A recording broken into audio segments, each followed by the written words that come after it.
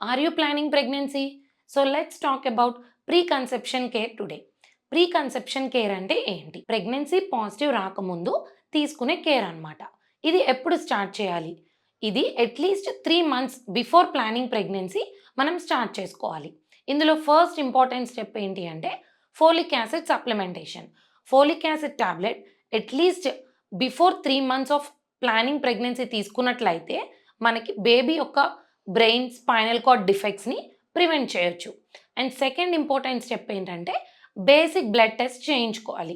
Sugar, thyroid, haemoglobin levels ఎలా ఉన్నాయి?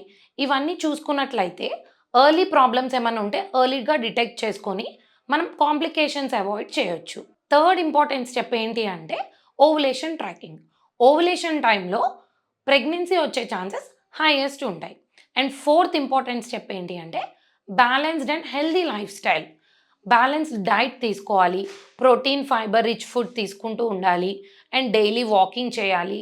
Yoga or any exercise చేయాలి. అండ్ ప్రాపర్ స్లీప్ మెయింటైన్ చేయాలి.